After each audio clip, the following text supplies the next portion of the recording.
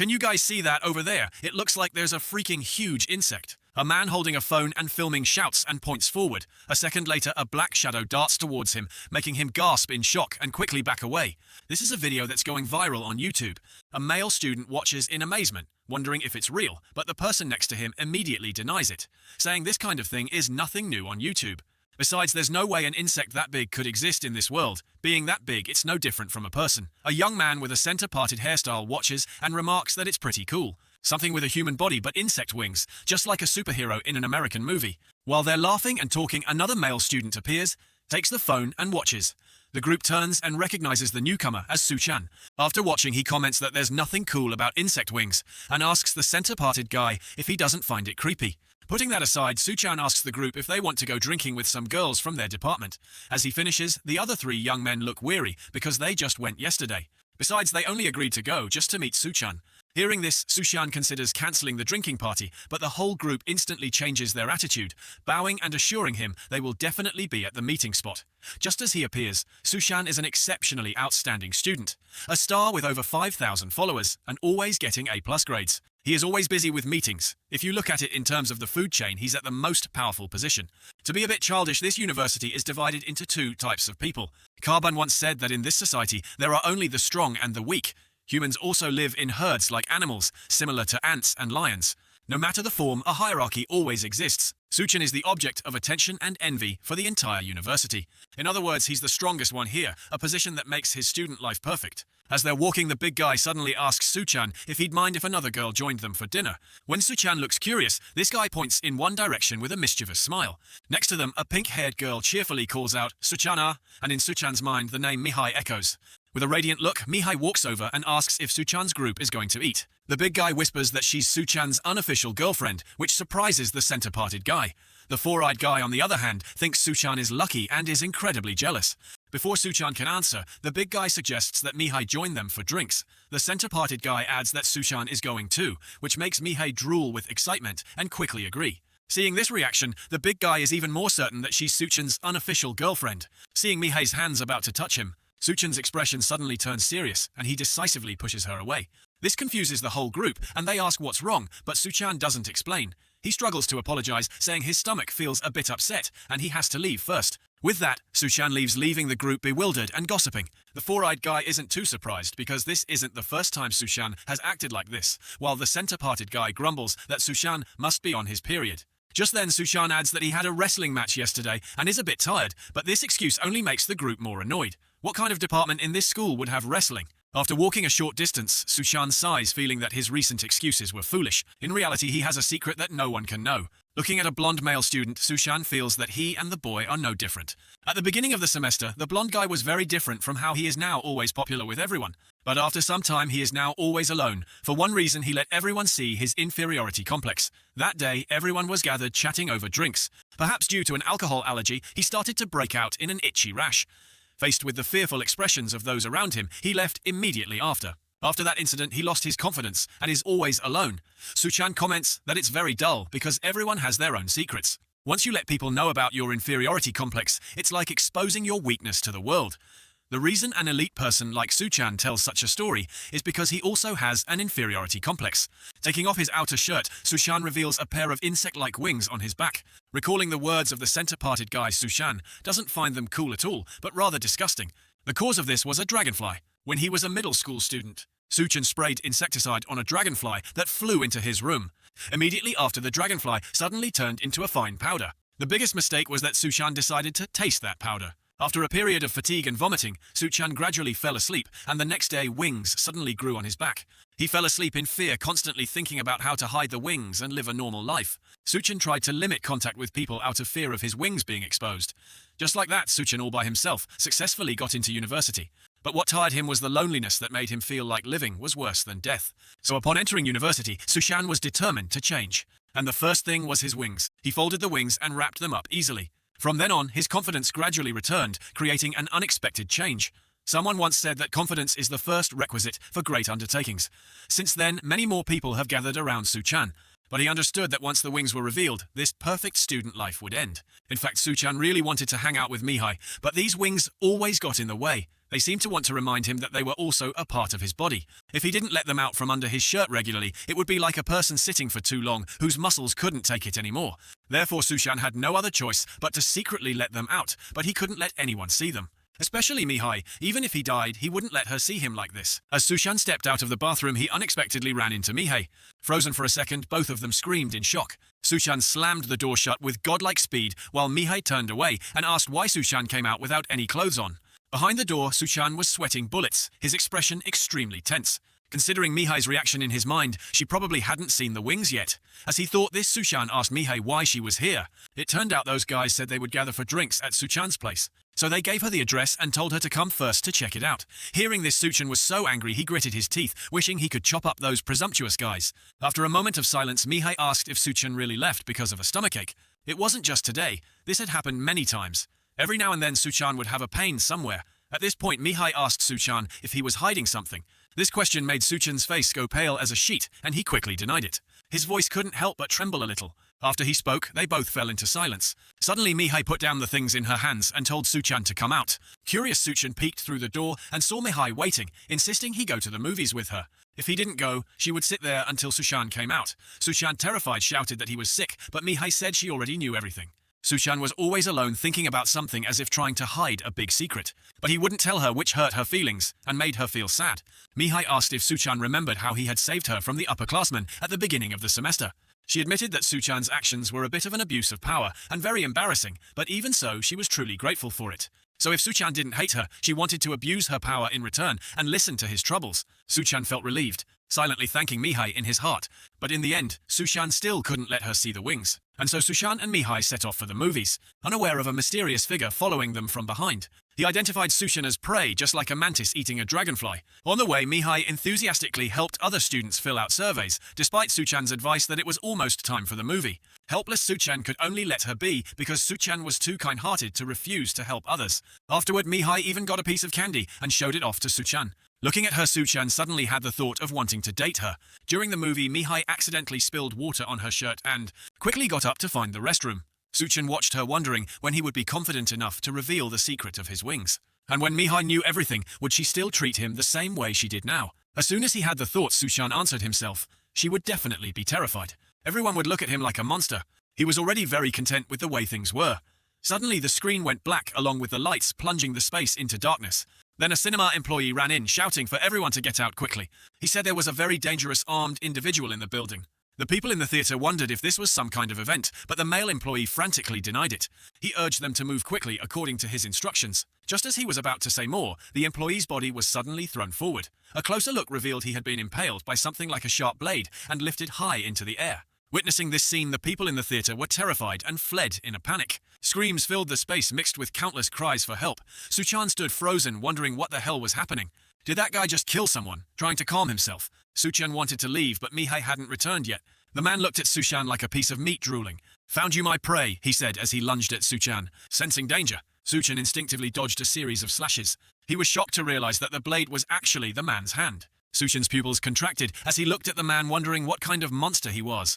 The man raised his two arms, revealing a silhouette resembling a praying mantis. He spoke up, asking if Sushan wasn't also a monster. "Is this your first time seeing an insectoid?" As he got closer, he concluded that Sushan had used that insecticide, jungle juice. Hearing this name, Sushan vaguely began to understand everything. The man's expression turned mischievous as he looked at Sushan and laughed, saying that after using that substance, he had transformed into this form and gained a perfect sense of smell. He could smell a delicious scent on Sushan. He wondered what a carnivorous insect would taste like if it ate another insect. Sushan used all his strength, running and screaming in fear. In an instant, the man was right behind him, baring his fangs and slashing down. Just then, a stick swung in, stopping him mid-air and saving Sushan's life. Sushan looked up and saw that it was Mihai. Terrified, she said she had just left the restroom when suddenly everyone was shouting to evacuate, but she couldn't find Sushan anywhere, so before she could finish, the mantis man slowly turned and roared in a cold voice. "How dare you interrupt my meal, Saata?" Before lunging at her frantically. Sushan screamed for Mihai to run immediately. He reached out to stop it, but the mantis man's speed was too fast. He had already launched his attack. Below the building, a large crowd and the police had gathered. A girl was being stopped by the police, but she insisted on going inside because someone was still trapped. While the two sides were arguing, a man suddenly pointed upwards and cried out in shock. Mihai fell straight out of the building, stunning everyone. Sushan ran to the broken window, his mind racing in a moment of internal conflict. If this continued, Mihai would surely die, so he wanted to use his wings. The thing is, he had never flown before. Moreover, if he revealed his wings in front of so many people, his life would be over. Thinking this, Suchan silently apologized to Mihai in his heart. Mihai, still terrified, suddenly had a tear fall from the corner of her eye. The people below were even more astonished when Suchan jumped out, directly reaching out to catch Mihai. Witnessing this, the mantis man laughed loudly, calling Suchan an idiot. Even for an insectoid, surviving a fall from this height was impossible. A coward suddenly playing hero, but doing this was no different from suicide. Suchan looked down at the dozens of people below, feeling that his life was over from this moment on. Remembering Mihai's earlier words, Suchan chose this as his answer to her. The shirt on Suchan's back stretched taut, and a moment later, his wings burst through, revealing themselves. Just as he was about to hit the ground, Suchan flapped his wings and flew up, completely surprising the mantis man. Every human has their own secret. The fate of those who reveal their secrets is no different from exposing their weaknesses to the world. Nicole. Suchan understood this philosophy very well. In this era of big fish eats small fish, a student who had become weak could not survive. Below the female student, Mihai had helped. After a moment of shock, secretly contacted someone.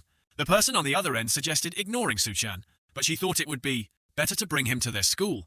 As she spoke, the girl took off her hat, revealing 2 antennae growing on the top of her head. The sight of Suchan flying with his wings attracted a lot of attention from the people below, along with countless phones recording it. The mantis man cursed silently in his mind. Damn, this guy has wings!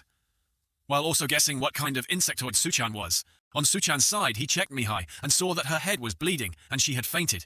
He was both furious and amazed. It was his first time flying, yet it felt so familiar. In an instant, Suchan had flown far away, leaving the mantis man watching helplessly. He deduced that Suchan had obtained dragonfly DNA, thanks to jungle juice. As Suchan rushed to the hospital, the mantis man's excitement grew even more intense. Just thinking about it, he guessed the taste would be amazing. The mantis man was lost in thought, unaware that the other girl had lunged at him from behind. With a loud thwack, the girl had knocked him unconscious on the spot. Afterward, the girl sighed in relief and asked the mantis man if he knew what good he had done. Not only was the video spread on YouTube, but he also killed someone and caused a disturbance in the city center, so he was officially under arrest from now on. No one is allowed to reveal the existence of insectoids, the girl emphasized in a cold voice. A month after the incident, things had gradually calmed down. The video of Suchan flying with his wings had spread widely on YouTube, attracting a lot of attention, including from his friends. The four-eyed guy watched it and even said the insectoid looked a lot like Suchan. But by now, Suchan had become isolated from them due to many rumors circulating in the school. He had previously thought the Ministry of Justice would send people to arrest him, but there was a silver lining to the misfortune. Many news reports appeared explaining that the incident at the cinema was just a promotional event for a university. People generally don't believe in fantasy-like events like this. But Suchan understood the situation now would be exactly like 12 years ago. When he was in elementary school, he was an isolated child who couldn't fit in simply because he didn't give gifts to anyone and had no parents. Back then, Suchan truly wanted to become close to everyone, but someone different from the crowd has no right to be happy. He wondered why he was always so different. As he was walking, someone secretly approached and lifted Suchan's shirt. Suchan froze, instinctively swinging his arm and turning around to shout. The big guy said everyone told him to check if Suchan really had wings, but this reaction was a bit over the top. After saying that, he went back to gossip, with the others ignoring Suchan's anger. Thanks to this reaction, they were all convinced that Suchan really had wings, just as the rumors said. In his heart, Suchan found it ridiculous, because he and they used to always hang out together. But now things had changed unbelievably. Whenever Suchan walked past someone, he would be gossiped about and pointed at with wary eyes. He felt that at this rate, it would be more bearable to be arrested by the Ministry of Justice. Sitting on the bus, Suchan checked TikTok, and as expected, almost everyone had unfollowed him. There were rumors that the Ministry of Justice was investigating the people who appeared in the viral video. He guessed that was why they didn't dare to associate with him anymore. Suchan's finger scrolled to Mihai's account, pushing those people aside. Because no matter what, Mihai was still there.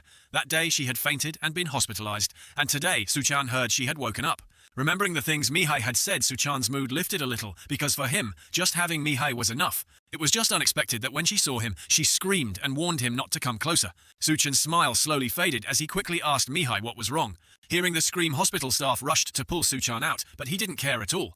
Contrary to Suchan's expectations, the gentle and kind Mihai of yesterday was now terrified of him. She even told him not to look for her again and called Suchan a monster. Coming back outside, Suchan's spirit felt like it was about to collapse. Mihai's account later unfollowed Suchan as if they had never known each other. Returning home, Suchan took off his shirt, revealing his wings, feeling that it was all their fault. He wanted to take the wings and cut them off, but didn't have the courage to do it. Suchan collapsed sobbing, because he was afraid of the pain and blamed himself for being so cowardly. A month later, Suchan was still quietly alone as usual. Humans live in groups, and for all herd animals on Earth, if they cannot integrate with their herd, there is only one outcome. With that thought, Suchan climbed onto the roof of a building, feeling that dying would be much more comfortable. After thinking, he stepped off and let his body fall, unable to endure this terrible life any longer.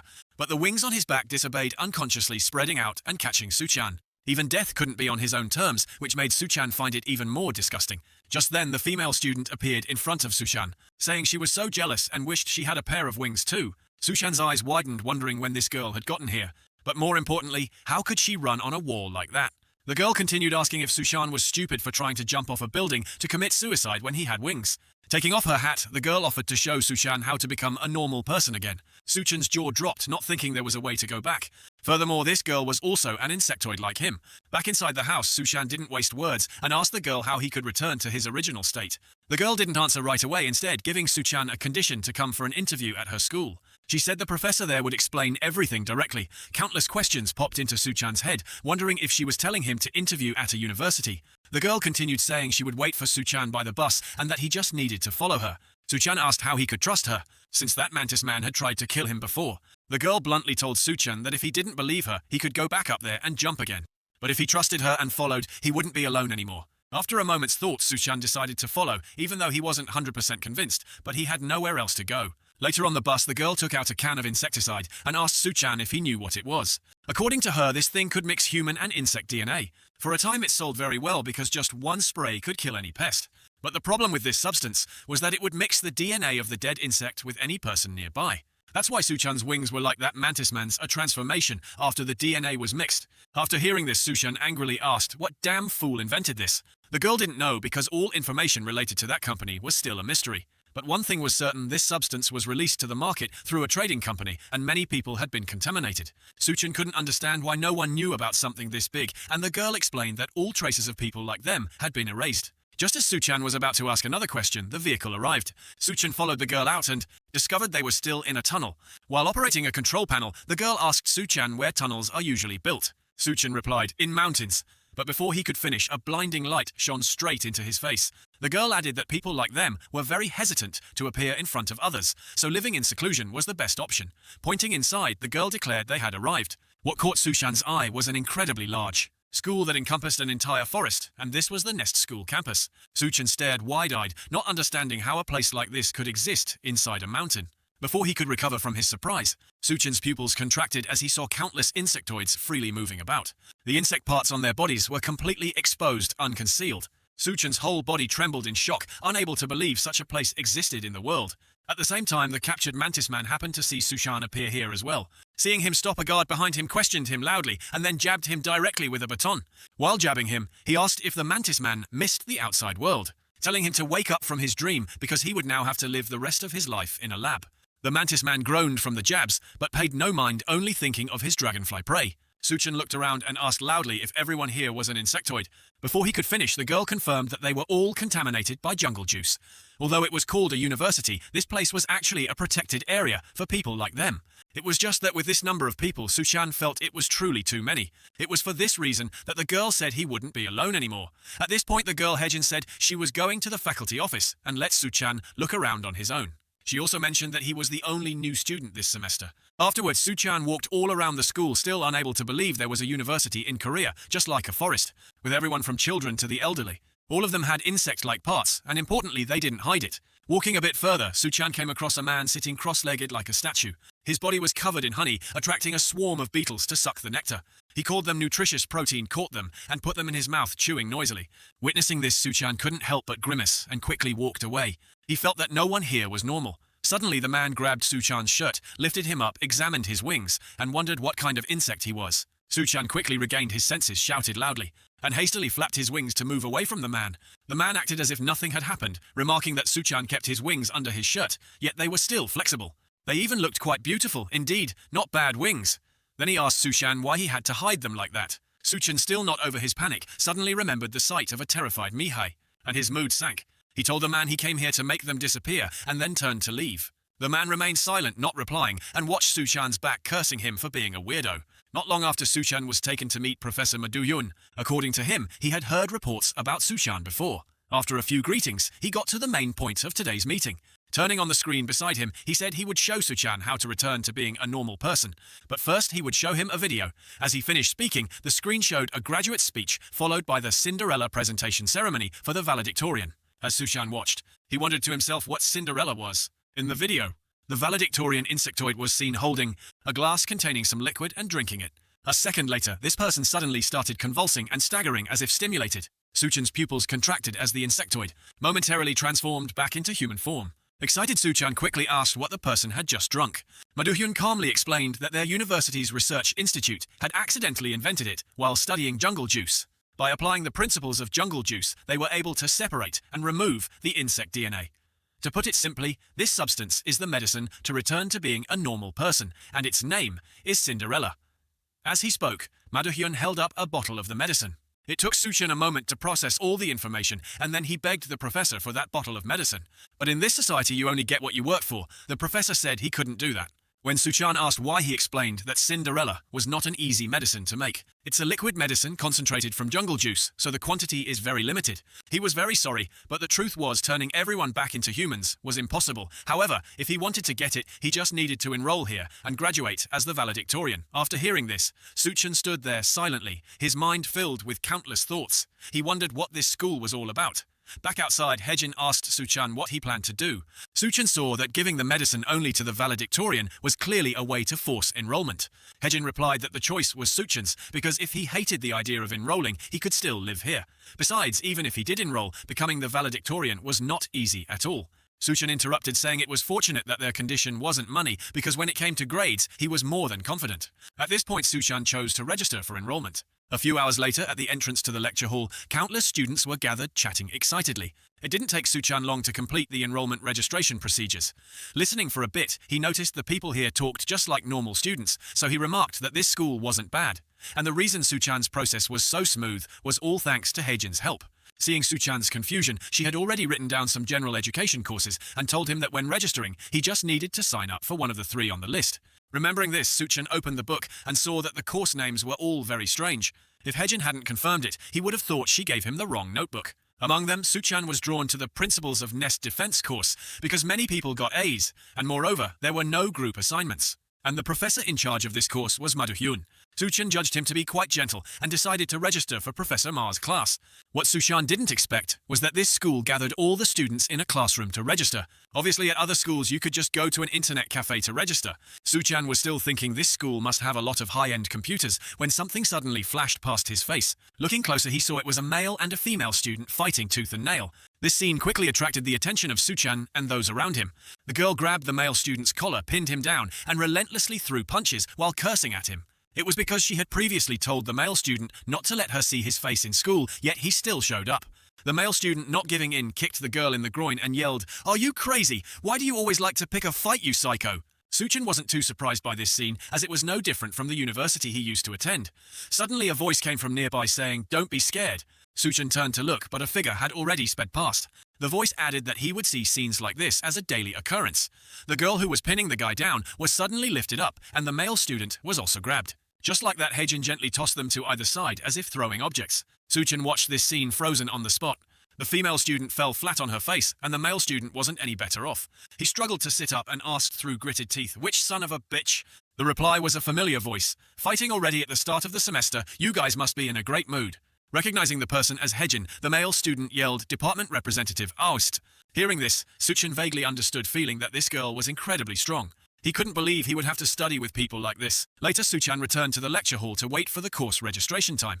Although he was starting to feel that student life was a bit precarious, the important thing now was to register for classes. Suchan understood that no matter how good a student he was, if his schedule was a mess or he missed a good course, his life would be over. Therefore, Suchan was determined to get into Professor Maduhyun's class. At the same time, Maduhyun was leisurely admiring the school scenery. A second later, the beetle-eating man walked in and asked if there was a new student. And this person was also one of the specialized professors. Jijun. Maduhyun quickly understood that he was referring to Suchan and asked Jijun for his thoughts, wondering if this student could survive the course registration war unscathed. Recalling Suchan's words, Professor Jijun smiled wryly and replied, "It's hard to say." Meanwhile, Suchan was waiting second by second in front of his laptop screen. The closer the time got, the more nervous he became. But when the time started, the students in the class suddenly started scrambling and jumping out the window. Bewildered, Suchan stood up and shouted, but no one answered. In an instant, he was the only one left in the classroom. Suchan ran to the window wondering what was happening, and saw all the students running at full speed straight into the forest. This scene made Suchan even more confused about what the hell was going on. Just then, a boy walked in and asked if Suchan was in such a hurry that he didn't research anything. Before Suchan could reply, the boy offered to tell him about the registration process here. Afterward, from a corner of the school, Suchan's shocked voice echoed, "What the hell, we have to go find the professors." The boy confirmed and added that course registration at Nest was a bit unusual. The professors would be somewhere in the mountains, waiting for students to find them. The professors would only give USBs to the first 16 arrivals. Only after getting that USB and plugging it into a computer at the starting point could one register. After hearing this, Suchan could only curse because no one had told him. The boy then asked which professor's class Suchan planned to register for. Suchan replied that it was of course Professor Madohyun's class because he heard he was the easiest grader in the school. He also said his goal was to become the valedictorian. Understanding, the boy smiled and said it was a very difficult path, so he greatly admired people like Suchan. After saying that, the boy bid farewell to Suchan, and they went their separate ways. In his heart, Suchan couldn't help but feel that this boy was very kind. Inside the forest, Suchan realized he had wasted a lot of time and wondered if it was too late to start now. He also didn't know where the others had gone. At this point, Suchan thought he needed to find a high place to observe. Suddenly remembering he had wings on his back, Suchan took off his shirt and flew straight up. This way he could see where everyone was and where they were heading. Observing his surroundings, he saw many flags on the mountain and wondered if those were the destinations. While he was daydreaming, Suchan suddenly saw other students rushing at each other like moths to a flame, teaming up to fight as if they were mortal enemies. Hearing the shouts, Suchan understood they were fighting for class spots, but he found their methods too barbaric. Putting them aside, Suchan turned his attention to the flags, guessing the destination was one of them, but crucially, he had no idea which flag belonged to Professor Ma. Suchan was about to check each location when he suddenly realized something and sped off. At destination, a Professor Ma was leisurely drinking tea and reading a book. Suddenly his attention was drawn forward as someone plummeted from above. With just one look, he recognized the student as Suchan. Despite face-planting into the ground, Suchan's mood was extremely joyful because his prediction was correct. Professor Ma's flag was the one most people were heading towards. At the same time, Professor Ma had the same thought. His class had the highest competition rate, so many people would be heading for it. He mentally noted that Suchan started later than the others, but knew how to turn this disadvantage into an advantage. As he thought this, Professor Ma picked up the box, inside which only one USB remained, and handed it to Suchan, telling him to go back to the classroom and plug it into a computer. Holding the USB, Suchan's mood was excellent. He felt he had taken a step on the path back to being a normal person. After all the USBs were distributed, Professor Ma took out his phone and pressed the upload button.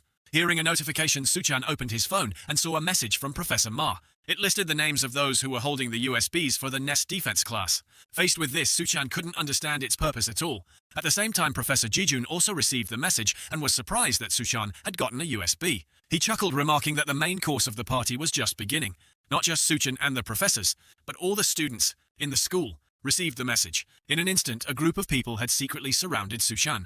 Hearing a strange noise, Suchan quickly turned to look. What he saw was another student swinging a fist at him. Luckily, Suchan managed to duck and dodge it. Just that one punch was enough to cleanly snap a large tree in half. The newcomer was Hanuso, a beetle insectoid with immense strength.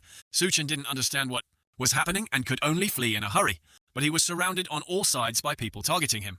Blocking his path was a spider crab insectoid with 2 extra arms growing from its shoulders. He growled, demanding Suchan hand over the USB. Only then did Suchan understand the reason for the attack. In a moment of crisis, Suchan flew into the air, getting behind the spider crab man. Next, he encountered a series of other students, all rushing at him with murderous intent. Thanks to his agile flying ability, Suchan managed to escape by the skin of his teeth. As he ran, Suchan gritted his teeth, unable to believe there was such a method of course registration in the world. After flying a short distance, Suchan suddenly heard someone calling him. He turned and saw it was the boy he had met earlier, calling him over to a tree trunk. A moment later, the pursuers all went in a different direction, while Suchan had managed to hide inside the tree trunk to escape. Waiting for them to leave, Suchan breathed a sigh of relief and thanked the boy, thinking he was lucky to meet someone so kind.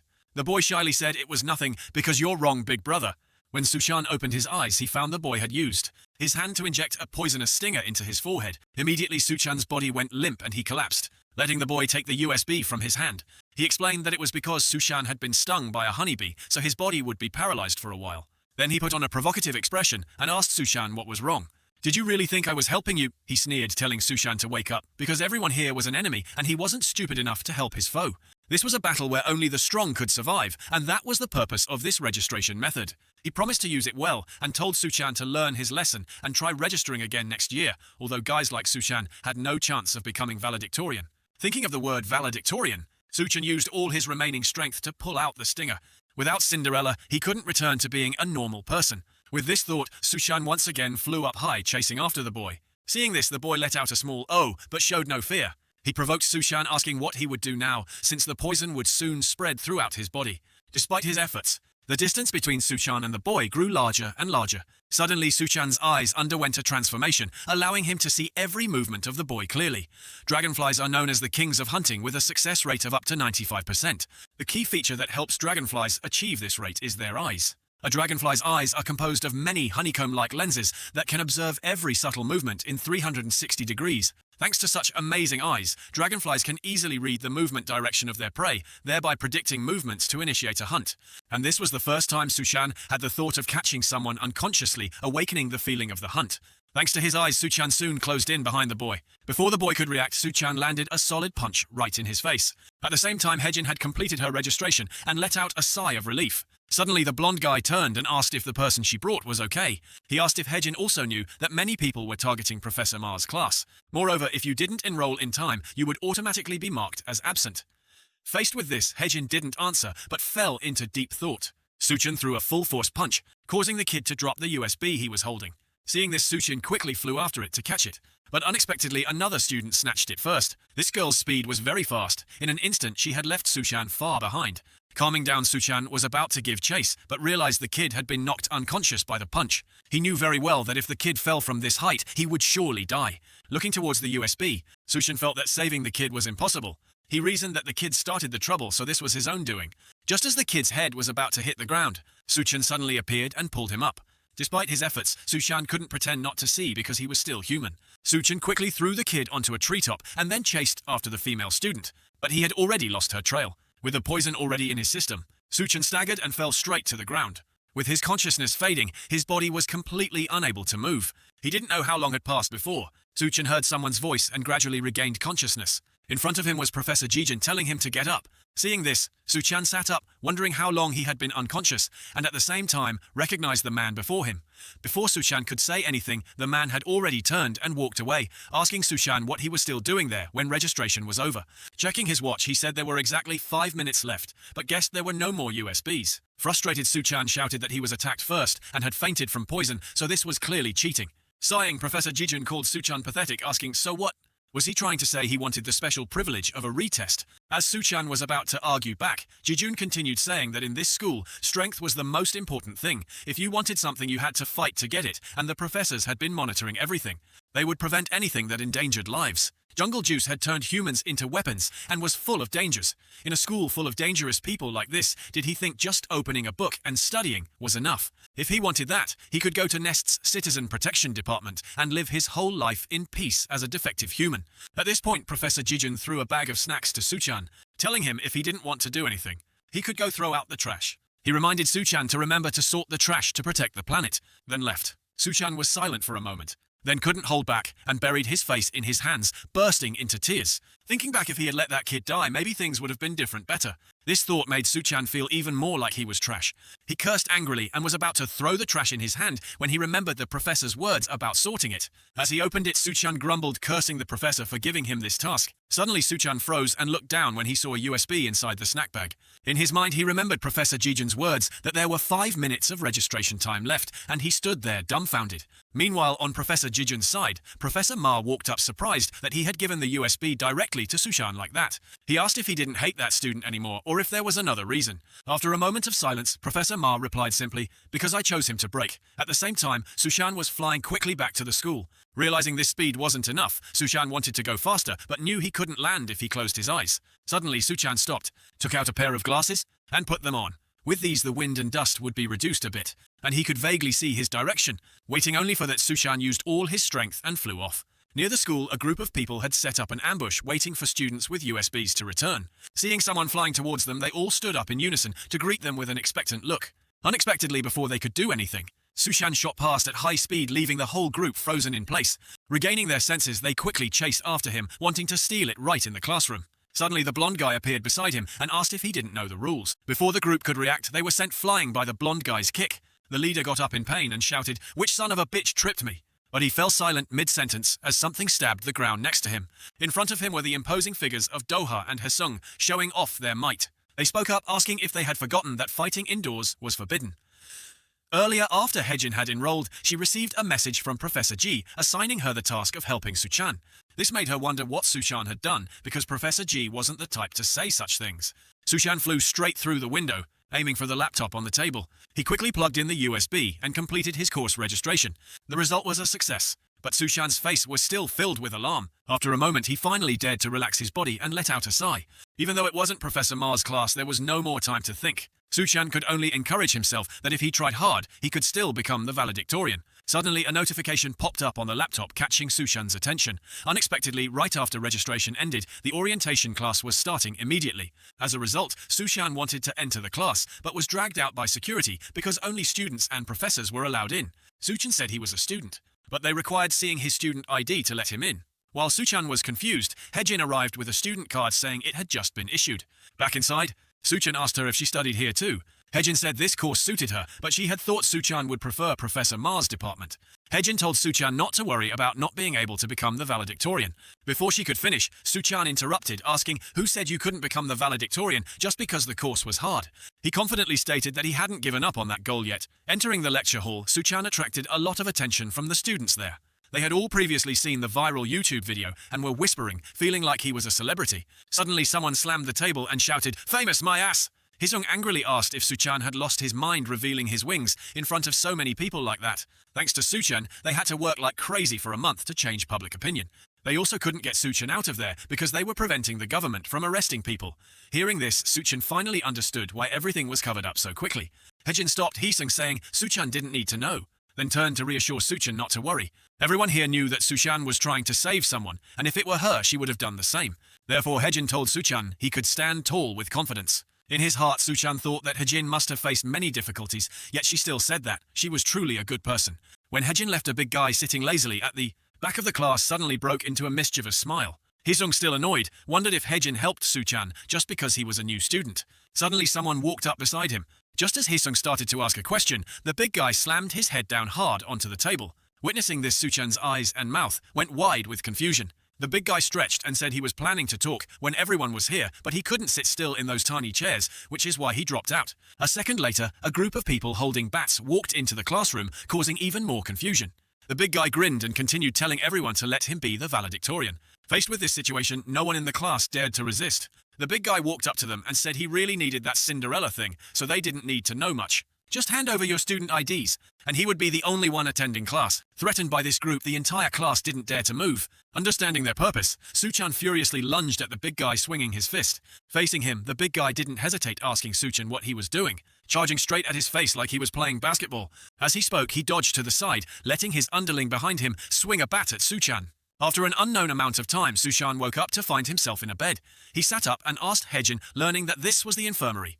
According to her, when she returned, she found Suchan and Haesung covered in blood and unconscious, so she brought them here. Remembering the student ID, Suchan quickly checked, and sure enough, it was gone. While he was panicking, Haejin reassured Suchan not to worry because it could be reissued. Hearing this, Suchan felt relieved and thought those guys were stupid for stealing it. Haejin said she would go get the student card reissued and told Suchan to just rest here for a while. In Haejin's personality, Suchan was unconsciously reminded of Mihai, who was just as kind and always took care of others. Suddenly, Haesung woke up and spoke, startling Suchan, who asked loudly how the hell he was still alive after being beaten like that. Haesung quickly replied, "How the hell could I die?" and then asked Suchan what had happened. Learning that the big guy took the student cards, Haesung was just as shocked. Suchan said Haejin went to get them reissued, but before he could finish, Haesung cursed him for being stupid, asking if he really believed that. Haesung told Suchan to think again. If that guy wanted to be valedictorian, why would he go through the trouble of preventing all the students from attending class? He clearly only needed to control all the competitions. Moreover, a student ID couldn't be reissued in just one day. As he finished, Suchan's expression turned to shock as he understood the meaning behind Haejin's words. At the same time, Haejin had arrived at the place where the big guy and his underlings were gathered. Without any hesitation, Haejin spoke up, stating that if she just asked, they probably wouldn't return the IDs. The big guy laughed smugly, confirming that was obvious, and in turn asked Haejin if she had ever seen a robber return stolen goods. Just as he thought there was no need to take all the other IDs, because just these few were enough to make Haejin come. From the beginning, his goal was to lure the top student of the first semester, Park Haejin here. An underling secretly approached from behind and was immediately slammed headfirst into the ground by Heijin. Two others charged at the same time, but Heijin suddenly jumped high and spun around. The result was obvious. Both of them were hit. Seeing this, the big guy cursed them as a bunch of idiots for not even being able to touch Heijin. After saying that he took the cards from around his neck and told Heijin he would throw them into the water. Still fighting the others, Heijin ignored them and ran over wanting to snatch the cards. Suddenly, 4 sharp pincers appeared from the big guy's back, blocking her way. Using this, he easily knocked Heijin into the water, entering the waterbug's territory. As soon as Heijin surfaced, the big guy used his sharp pincers to stab down, forcing her to struggle to defend herself. For him, eliminating Heijin would make becoming valedictorian a piece of cake, and this way no one would suspect he had killed Heijin. Very quickly, Heijin was grabbed by the neck and forced underwater by the waterbug man. With a crazed look, he was confident that no one would know Heijin had drowned. The underling, still bitter, told the waterbug man to inflict more pain on Heijin or make her beg before killing her. Hearing this, the waterbug man felt it was a great idea. Since he was going to kill her anyway, he might as well have some fun. Suddenly, something shot past extremely quickly, leaving the group dumbfounded and confused. The waterbug man was nowhere to be seen, allowing Heijin to surface and catch her breath. She turned to the side and saw Suchan holding the waterbug man by the collar and cursing him out. The underlings on the shore saw this and frantically asked who Suchan was, also wondering if he was the insect that had just flown by. Recognizing Suchan, the waterbug man was a bit surprised that he wasn't dead after being punched like that. After saying that he threw an uppercut, but Suchan skillfully dodged it. Thanks to his compound eyes, Suchan could clearly see all of the waterbug man's movements and easily avoid every attack. Moreover, he felt he could win against an opponent of this level. Suddenly, Heijin yelled for Suchan to dodge quickly while the waterbug man smirked. He swung and missed, but he used the sharp pincers on his back to launch a sneak attack. In a flash, Suchan flew backward, narrowly avoiding the pincers, and asked Heijin what was wrong. "I was just about to catch this guy," he said. Hearing this, Heijin didn't see how he was about to catch him at all, because this guy was on a completely different level from the others. Furthermore, they were also at a topographical disadvantage, because the bug inside this guy was an aquatic species.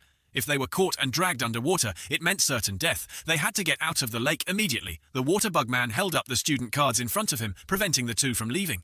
He smugly told Suchan's group they could leave if they wanted, but they just wouldn't have their student cards. Suchan couldn't contain his anger. This guy was already stronger, and yet he wanted to fight in an advantageous position. Suddenly, Heijin told Suchan to go back because their target was her. She thought if they got what they wanted, they would just return the student cards. This was her problem, so she didn't want to drag others into danger. Suchan landed and repeated Heijin's earlier words, "I won't be alone," and this time Suchan didn't come alone either. With these words, Hisung appeared behind the underlings, kicking them in the face. Thanks to his grasshopper legs, every kick he landed was a critical hit. Seeing him, the waterbug man gritted his teeth, not expecting this guy to recover so quickly. Since Hisung was also a pain in the ass, he planned to deal with him after finishing off Heijin. Before he could finish, Suchan had already shot forward to snatch the student cards, but the waterbug man had anticipated it, thinking Suchan's move was a mistake. The waterbug man used his pincers to stab at Suchan, who immediately retreated and retorted, "Who's the one who's wrong? All I have to do is not get caught." And so Suchan flew in circles around him, making it impossible for the waterbug man to predict his movements. Remembering the classroom, he wondered if it was because there was more space to move around. But even so, this flying skill was too good. Suchan slid backward and then charged forward again. But this time the waterbug man had a plan, guessing that Suchan was still only aiming for the student cards. In Suchan's mind, he wondered what would happen if he used the full speed of a dragonfly and punched. With this thought, Suchan suddenly changed direction and threw a punch straight into the waterbug man's face, making his eyes widen in shock. Suppressing the pain, he counterattacked with his pincers, but Suchan still easily retreated to dodge. In his mind, Suchan analyzed that the damage from the last punch was reduced by more than half because of the water. After taking a heavy blow, the waterbug man suddenly spoke up, suggesting they resolve the issue peacefully. He knew that Suchan's group and Hisung also wanted to become valedictorian to get Cinderella. So reducing the number of competitors would be mutually beneficial. While the waterbug man was talking, Bubbles suddenly rose behind Heijin. Then an underling surprisingly emerged and put Heijin in a chokehold. He was immediately knocked down by her elbow, but when Heijin turned back, she saw the waterbug man behind her. If things had come to this, he thought just killing Heijin would be enough. Unexpectedly, at this moment, Suchan flew in, grabbed both pincers, and pulled the waterbug man out of the lake in one motion. Suchan used all his strength to slam him down, causing the waterbug man to face-plant straight into the ground. Remembering the classroom, he wondered if it was because there was more space to move around. But even so, this flying skill was too good. Suchan slid backward and then charged forward again. But this time the waterbug man had a plan, guessing that Suchan was still only aiming for the student cards. In Suchan's mind, he wondered what would happen if he used the full speed of a dragonfly and punched. With this thought, Suchan suddenly changed direction and threw a punch straight into the water bug man's face, making his eyes widen in shock. Suppressing the pain, he counterattacked with his pincers, but Suchan still easily retreated to dodge. In his mind, Suchan analyzed that the damage from the last punch was reduced by more than half because of the water. After taking a heavy blow, the water bug man suddenly spoke up, suggesting they resolve the issue peacefully. He knew that Suchan's group and Hisung also wanted to become valedictorian to get Cinderella, so reducing the number of competitors would be mutually beneficial. While the water bug man was talking, Bubbles suddenly rose behind Hejin. Then an underling surprisingly emerged and put Hejin in a chokehold. He was immediately knocked down by her elbow, but when Hejin turned back, she saw the water bug man behind her. If things had come to this, he thought just killing Hejin would be enough. Unexpectedly, at this moment, Suchan flew in, grabbed both pincers, and pulled the water bug man out of the lake in one motion. Suchan used all his strength to slam him down, causing the water bug man to face-plant straight into the ground. While retrieving the student cards, Suchan cursed that if he became the kind of person worse than an insect, there was no point in using Cinderella. Looking at Suchan from above, Hejin's expression was one of disbelief that the student cards had been recovered just like that. Afterward, the three of them returned to the lecture hall. The orientation session had ended. The group had returned all the IDs to the students, but decided not to let them know who had retrieved them. Hejin wanted to keep it a secret because everything that happened was her fault. Despite these events, Suchan was still extremely happy because he had found a new home for himself. His old house was a bit far from here, so Suchan thought the student dormitory was a pretty good idea. The only problem was that Suchan had become roommates with a scary guy like Hisung.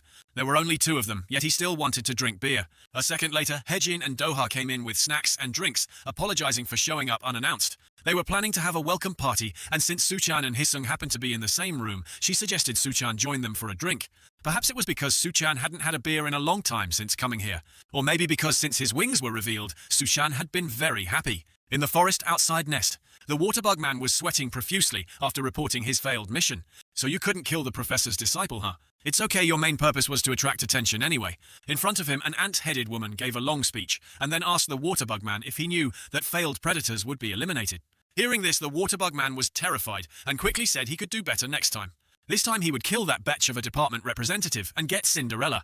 Before he could finish, the woman interrupted, asking what he was talking about, because they didn't need that thing. With a swift slash, the woman sent the water bug man to his grave, remarking that it was a shame someone as strong as him couldn't even defeat some rookies. But she wasn't worried, because their leader would be very happy that they had found what they were looking for in the quarantine room.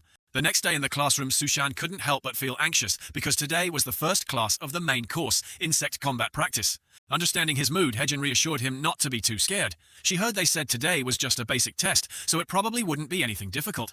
Thanks to this, Suchan's spirits lifted as he also thought he had been worrying too much. A moment later, Professor G walked in, and as expected said today was just a simple test, and the results would be reflected in each person's grade. However, it could be lethal, so he reminded the students to be careful. After saying that, he started a chainsaw right in the classroom, making Suchan's face contort, sensing that whatever was coming was not going to be good. Then the whole class was herded out to the training ground, creating a chaotic scene in one corner. Suchan's face was drenched in sweat as he ran and shouted, "What the hell is this?" While Professor G, like a demonic killer, relentlessly chased and slashed at the students from behind. He didn't understand why that homeless old man was here, and moreover, why he suddenly wanted to kill everyone. Hisung explained that it was Professor G in charge of this specialized course, which left Suchan gaping in disbelief. Hejin added that the Insect Combat Practice major focused on learning how to fight by using insect abilities. Their job was to fight against people like the mantis man Suchan had encountered. As she finished, Professor G from behind confirmed it was true. He had explained this at the orientation yesterday, but Suchan wasn't there. Insect abilities are like weapons, and some people abuse them to commit crimes, so he told Suchan he had to learn how to fight. Because Nest has to find and protect all those who have become insectoids. Only the strongest can survive, so if Suchan wants Cinderella, he will have to give up his weak side. The first test is Tag. Use your insect abilities to escape, but if he catches you, you will be eliminated from the class immediately. As he finished, all three of them jumped, not daring to believe their ears. Professor G didn't give the three any time to spare. As soon as he finished speaking, he charged forward, swinging the chainsaw. While dodging, Suchan wondered why he told them to learn to fight, but they had to run. Even when he faced that mantis man, he could only run away. Compared to Suchan, Hisung was struggling even more, realizing that Professor G's speed was too fast. It seemed like the chainsaw blade was about to hit him straight in the face. But Suchan managed to pull him away, saving his life. Professor G's eyes narrowed slightly, realizing that Suchan's eyes had turned into the compound eyes of a dragonfly. He wondered to himself, did he read the chainsaw's movements? In the blink of an eye, Professor G chased them down and slashed, separating Suchan and Hisung. You say you came here to get rid of your wings, but you seem quite comfortable with them. It's as if you truly want to become a dragonfly. Hearing these words, Suchan suddenly remembered Mihai and became distracted from the fight. In that very moment, Professor G reached out ready to grab him and shouted, "Don't get distracted, you idiot!" Just then, Hejin promptly hugged Suchan and escaped. Her two breasts bounced right into Suchan's face, making him hold his breath. Hejin reminded him of the situation, but Suchan was so dazed by the position that he could only stammer a flustered "thank you." Reaching a safe place, Hejin turned and shouted to Hisung, "Now's the time!" Understanding her, he slid down to avoid the chainsaw blade and then used his feet to kick up dirt, creating a dust cloud to obscure Professor G's vision. Faced with this trick, he clicked his tongue, remarking that kids these days have no manners. Taking advantage of Professor G being covered in dust, the three of them sprinted away as fast as they could. Meanwhile, in the basement of the prison, the ant-headed woman suddenly appeared. She went to the mantis man's cell and cooed, asking if he was still here. She added that it was so pitiful they would do such a thing to a precious life. She tried to open the door with the waterbug man's student ID, but didn't have enough authority. Then she found the honeybee kid and hugged him affectionately, as if they were mother and son. The kid, his mind hazy, suddenly became alert again, wondering why he had stolen things from the professor's office. Turning to the woman, he didn't even recognize her. Countless unanswerable questions appeared in his mind. The woman said not to worry about such trivial things, and then used the kid's stolen card to open the cell door. The mantis man easily escaped from inside, and asked the woman what kind of insectoid she was because he found her scent so appetizing. The kid was scared out of his wits, but the woman held him tight. Just as their leader said, she found that the mantis man thought just like an insect. With that, she pushed the kid towards the mantis man, whose face was filled with animalistic lust, as a small gift for their first meeting. The mantis man bent down, looking at the kid drooling non-stop, and directly bit into him, chewing voraciously. Witnessing this, the woman even pushed up her ant-like head, remarking how interesting it was. On Suchan's side, he was out of breath from running and hiding for over an hour. Unable to hold back his frustration, he shouted, "What the hell kind of test is this?" Hisung recalled seeing most of the other students getting caught while the three of them were running. Suchan quickly asked if they had really all failed. Hejin guessed so, because Professor G never broke his promises. Hearing this, Suchan sweated even more, because he had a bad feeling from the very beginning. Not to mention the students, none of the professors here were normal at all. Suchan's spirits sank, wishing he could have studied in Professor Ma's class. Seeing this, Hejin comforted him, saying there was still an hour left, so they just needed to hang in there a little longer. Suchan still couldn't believe it, and asked again if Professor G would really fail everyone. In response, Hejin said that was his teaching method. Suddenly, Hisung signaled for the two to be quiet. Not far away, two female students were running, when one of them accidentally slipped and fell flat on her face. The other girl turned to Professor G about to speak, but he adopted an attitude of "so what?" The green-haired girl continued, "Her ankle is sprained." Without even hearing her out, Professor G interrupted, saying that whether it was swollen or a broken leg in the real world, if you can't run, you die. Then he raised the chainsaw again and asked them what they were waiting for, why they weren't running. Faced with this situation, the two female students could only scream in terror, but suddenly Suchan appeared and blocked the chainsaw with his hand. Professor G was silent for a moment, then asked Suchan what the hell he was doing. Suchan shouted, criticizing Professor G for going too far. "It's only the first day, don't you think this is a bit much?" Suchan's action just now was so sudden that Hejin and Hisung couldn't stop him and continued to hide in the bushes. In response, Professor G retorted that if this were a real battle, they would all be dead. "Are you going to say some nonsense like you did to that mantis man, Frain?" he asked. He had said before that if they got caught, they would fail this class, so he had to admit Suchan was very brave. At this, Professor G put away his chainsaw and made a deal with Suchan. If he could land a single blow on him before the class ended, everyone, even those who were caught, would be exempt from failing. If on the other hand he failed all three, Suchan, Hejin and Hisung would be expelled. In his heart, Professor G silently reminded Suchan that now was not the time to worry about others, because the road ahead was still very long. He had to learn how to use his abilities. Back at the school, the woman and the mantis man had escaped. Seeing the mantis man sniffing the air intensely, the woman wondered what he was doing.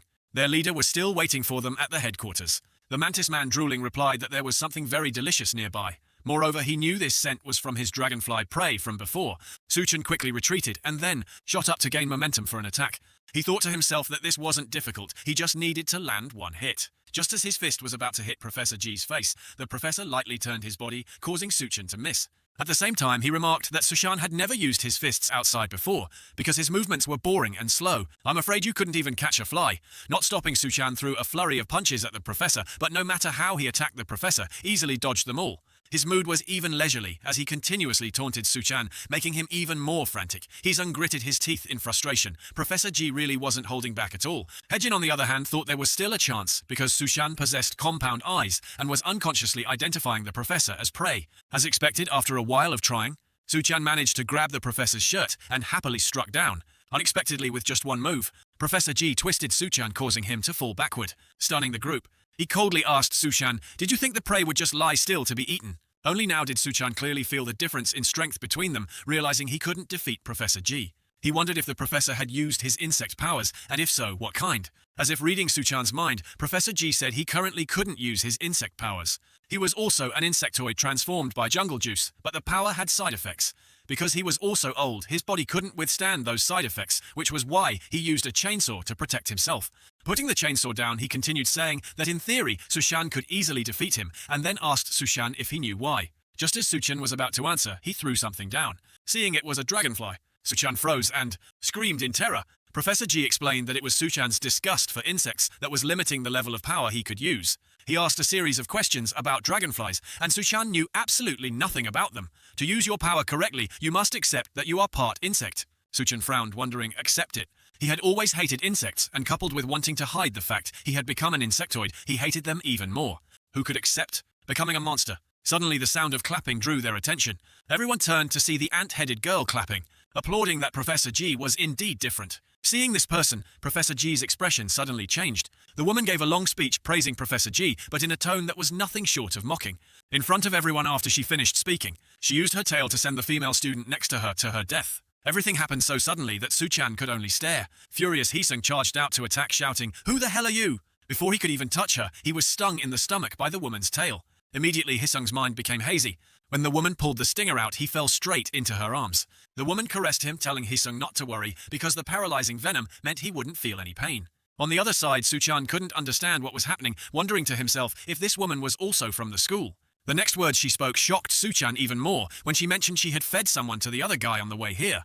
Suchan's pupils contracted. He couldn't help but connect this to the incident at the cinema and felt terrified. Just then, Professor G was stabbed from behind exactly like the scene Suchan had witnessed before. Suchan's whole body went rigid, watching motionlessly as Professor G fell, showing the same weakness he had felt before. What caught Suchan's eye was the mantis man in a crazed, bloodthirsty state, scaring him so much he didn't even dare to breathe. Beside him, Hejin was just as horrified, wondering how this mantis man was here when he was supposed to be in the basement area. More importantly, this guy was very different from the first time she caught him, like a predator that had recovered its energy after a meal. It seemed like he was about to attack again, but the woman said he'd had enough. This amount was sufficient to fill him up. The mantis man said a few regretful words, and then, following the woman's order, carried Heesung away, leaving Professor G and the chaotic group of students behind. The woman even looked back, said, "See you next time," and told Professor G to take care of himself. Furious, Hejin tried to stop them, but was held back by Professor G, who deemed the group too dangerous. The Academy's regulations strictly forbid students from fighting outsiders without permission, and he had already contacted the other professors.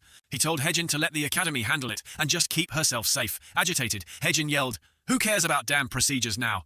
If they delayed, Heesung would surely die." Professor G's gaze remained firm as he said that within the Academy, the law is the law. As long as she was a student at Nest, Hejin couldn't do anything. Suddenly, they both saw Suchan fly up, asking if he would be expelled if he failed. "So I don't need to follow the rules anymore." Cursing the stupid rules, Suchan flew in the direction of the mantis man and the woman, despite Professor G's attempts to stop him. As he flew, Suchan recalled how he had frozen in fear of that mantis man earlier, letting them take Heesung away. Even though he was a bit rough, he was the first person to befriend Suchan. Feeling he had been too timid, Suchan was determined to save him. The injured Professor G could only watch helplessly as Suchan acted on his own. The reason he taught running away before teaching how to fight was because in this wild world, Suchan couldn't always be the hunter. Even the strongest insects have their predators. Teaching students to flee from unbeatable enemies is essential. And for a dragonfly, the praying mantis is an unbeatable predator. The mantis man praised the sneak attack, but unfortunately for Suchan, he could smell him. As he spoke, he charged straight at the descending Suchan. Suchan quickly dodged the slash, reassuring himself not to be afraid. If he got hit by those sharp claws, he would surely die, but he just needed to maintain distance in the air, and when the mantis moved, take the opportunity to gain momentum and punch. Thanks to this calculation, Suchan landed a powerful punch right on the mantis man's chin, but unexpectedly it had no effect. The mantis asked, "Is that all you've learned?" Seeing this wasn't working, Suchan quickly retreated, looking at his bleeding hand, unable to believe this guy's skin was as hard as a rock. The mantis man added that this was just his exoskeleton. Thanks to eating a few things, his body had hardened again. He was about to leave, but if Suchan brought himself here, he must want to be eaten. The mantis man roared with full aggression, closing in on Suchan, making him feel his own smallness and realize he couldn't defeat this guy. As such, he could only raise his arms to block a series of attacks from him. The woman watched and urged the mantis man to kill him and leave quickly before the people from Nest arrived. Hisung in a daze didn't understand why he had fallen asleep.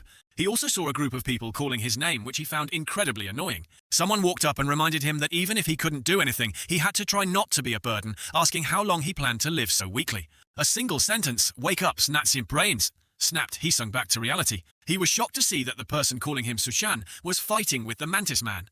Hisung's mind was filled with questions about what was happening. He wanted to move, but his efforts only made his body tremble slightly. The woman guessed the paralyzing venom had worn off and silently praised Hisung for having some guts. She raised her tail intending to finish Hisung off because whether he was dead or alive, the mantis man would still eat him. Paralyzed Hisung could only watch as the stinger came at him. Suddenly Suchan jumped in between and punched the woman's tail away. Suchan shouted that he would buy some time and told Hisung to run as soon as he recovered. This action astonished Hisung. He couldn't understand how Suchan could so unhesitatingly risk his life here for someone else. Fighting 2 against 1, Suchan was quickly and brutally beaten by the woman and the mantis man. In the past, Suchan had wondered why he saved others' lives when he didn't even get a thank you, but at least by doing so he wouldn't feel regret because it was the right thing to do. At that moment, Suchan was pinned under the mantis man's foot, about to be finished off. Hisung's expression turned extremely serious. He suddenly grabbed Suchan's shirt and dragged him away at godlike speed. It happened so fast that the woman and the mantis man could only stare blankly after them. Looking over, the woman couldn't believe this guy could run so fast. Each jump probably covered more than 100 meters. Although fables about the ant and the grasshopper make people think grasshoppers are lazy insects. But in reality, that's not the case. Specifically, the grasshopper is a carnivorous insect in the Orthoptera order with very long and fast hind legs. They use these legs to move very quickly and catch prey. Each jump easily covers a distance 12 times its body length. After running for a bit, Hisung asked Suchan what the hell he was thinking turning himself into such a wreck. He remarked that he was a real idiot. The woman sighed, concluding that the mantis man wouldn't be able to catch Hisung anymore and advised him to give up. The mantis man's eyes darkened as he said he didn't want to give up. At the same time, he could smell Suchan's group stopping somewhere nearby.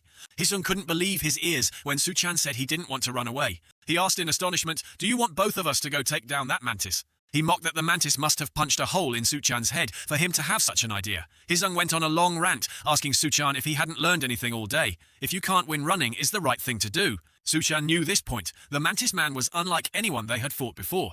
If they made a mistake, they could die. That's why Suchan wanted to finish this guy off even more, because if he let him escape, someone else who knew nothing about him would become his next victim. Hisung understood, but had no idea how to land a punch on him. Suchan planned for the two of them to hold him off and wait for the reinforcements Professor G had called. Moreover, he had an idea. Meanwhile, Hejin was trying her best to stop Professor G's bleeding her mind in a panic, not knowing what to do. She anxiously wanted to leave, but couldn't just leave the professor here like this. Suddenly, Hejin sensed someone flash past behind her at godlike speed and then disappear. The woman consoled the mantis man, saying that after they left, she would find more prey for him. The mantis man sniffed the air intensely and suddenly sensed Suchan's group right next to him. He had just turned to look when he saw Suchan swooping down from above, using a vine to wrap around the woman's neck and pull her away. The action was so fast that the mantis man couldn't react at all. In an instant, Suchan had tied the woman to a tree and secured her tightly. Through observation, the mantis man realized it was thanks to the glasses that Suchan could fly so fast. He had just started to ask what Suchan was doing when he took a kick straight to the face, but he still didn't feel any pain. On the contrary, Suchan's leg hurt like hell after the kick, making him even more certain that he had no way to break through that skin. The mantis man raised his 2 sharp pincers, stabbed forward, and roared that he was the strongest here. A guy who could only fly like Suchan could never defeat him. Suchan tried to dodge, but couldn't keep his body from getting injured. He came up with a plan. If he maintained distance in the air, he could probably hold him off for a few minutes. Hisung used his supermodel-like legs to turn around and throw something high into the air. Back with Professor G, he told Hejin that Suchan's group had taken that thing. He angrily cursed them as a bunch of bastards, concluding that this time Suchan's group had won by snatching it right from under his nose. Suchan flew up and grabbed the super weapon, the chainsaw starting it in mid-air and slashing down in one motion. Hisung's voice echoed, "Kill this motherfucker, my friend." Normally, a dragonfly cannot defeat a praying mantis, but that's only true for insects, because humans always find a way. With a swift slash, Suchan chopped off the mantis man's arm. He roared in pain, cursing Suchan for fighting dirty. Furious, the mantis man swung his remaining arm wildly in the air, but Suchan had already retreated. Hisung saw Suchan had cut off the entire arm and acknowledged that this guy wasn't kidding around.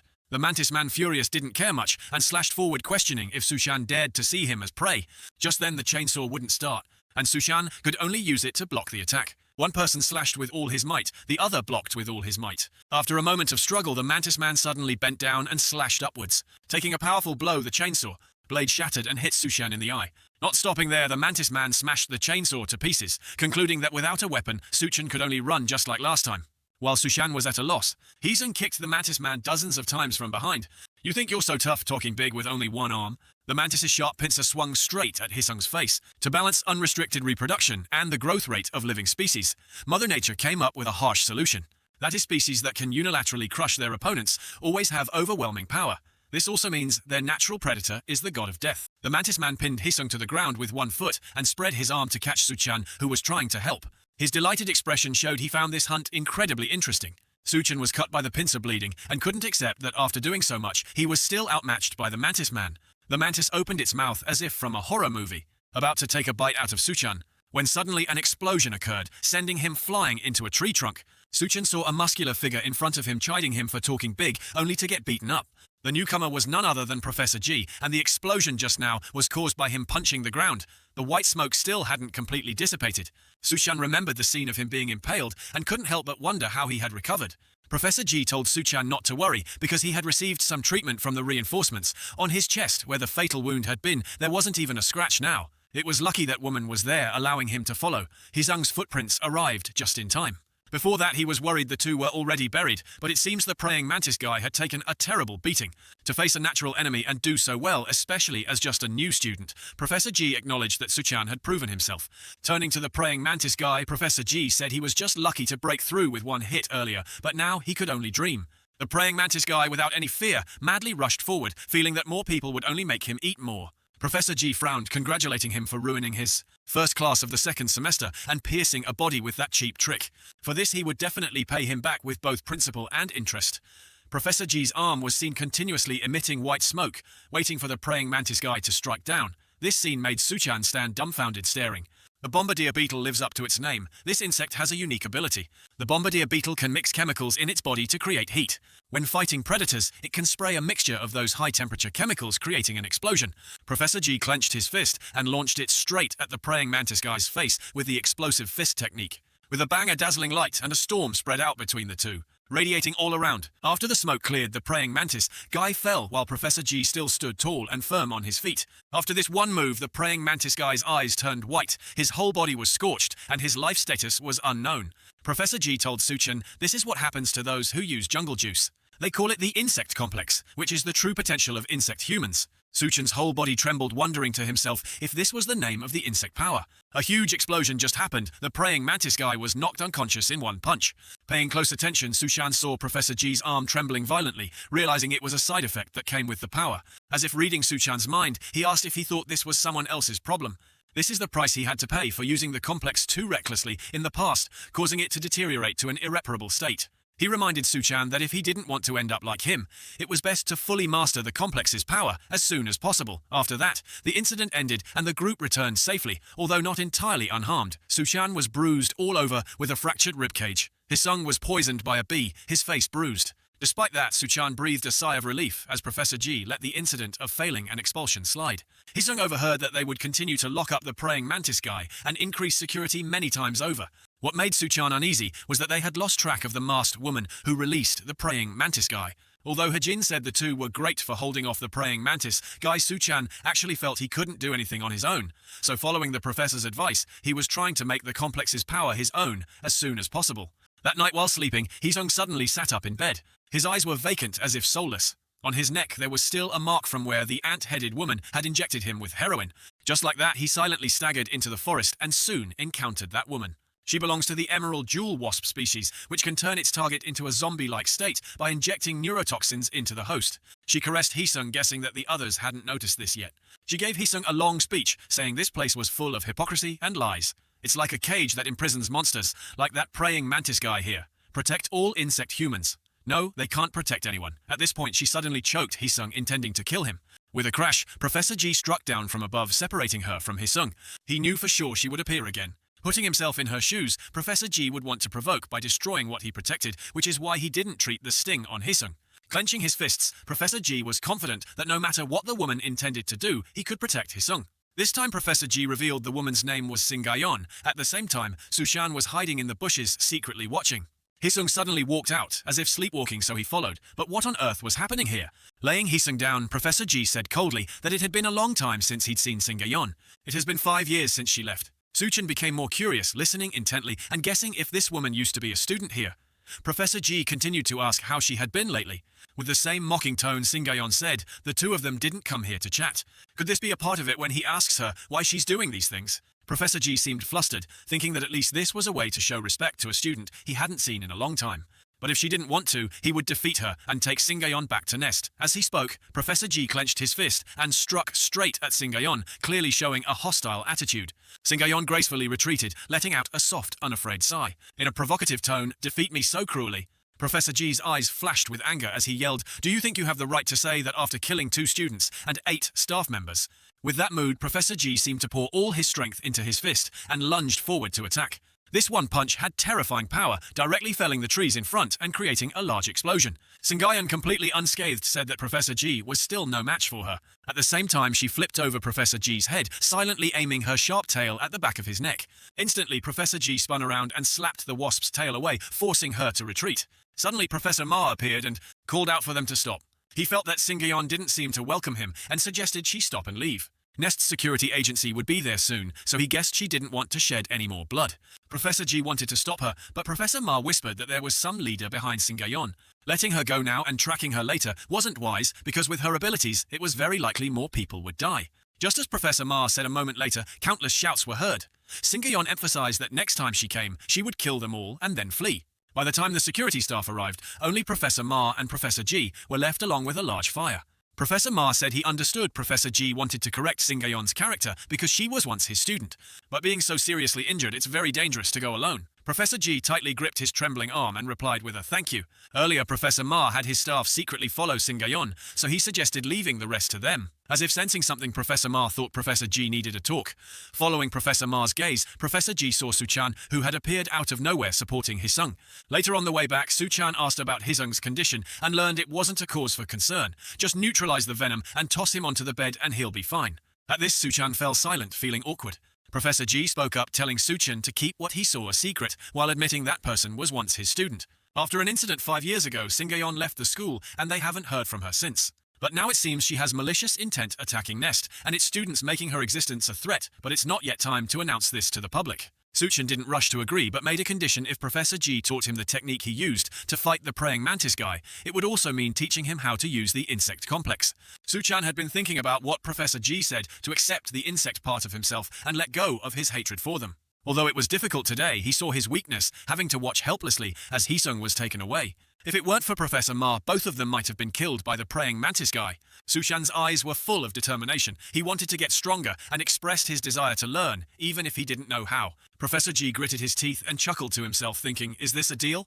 This unintentionally made him admire Suchan's courage. After that, Professor Ma didn't say yes, only told Suchan to get ready. A few days later at the school's student cafeteria, Hisung explained while eating that a few days ago he woke up in the hospital and couldn't find his clothes anywhere. Suddenly, Suchan and Hejin both looked in one direction, wondering if that was Doha. At that moment, Doha was in line for food, looking like a gangster, which made everyone around them keep their distance. Suchan asked Hejin and learned that Doha's case was a bit special. Jungle juice turns humans into insect humans, but in some cases, people have the DNA of arthropods, not insects, so they are investigating its effects on organisms. So to help with the investigation, a few students were excused from class to undergo some tests in the lab. Hejin guessed that Doha would be joining their class today. Suchan remembered and asked Hejin what kind of insect she was. If it weren't for the antennae on her head, Suchan wouldn't even have recognized her as an insect human. Hejin hesitated and said it was related to the praying mantis order, which made Suchan too scared to ask further due to his psychological trauma with that damn thing. He seemed to understand in his heart why Hejin was so strong. Doha walked straight up to the three of them and kicked Hisung away as a way of saying hello. Acting as if nothing happened, he asked Hejin and Suchan if they knew the group had a new project today, leaving a furious Hisung to yell insults. Suchan was curious, and Hejin explained that the group projects for the insect combat class all have different themes. But in some cases they might encounter users of faulty jungle juice, so they might have to fight other insect humans. After hearing this, Sushan thought it was an opportunity to test what he had practiced the other day.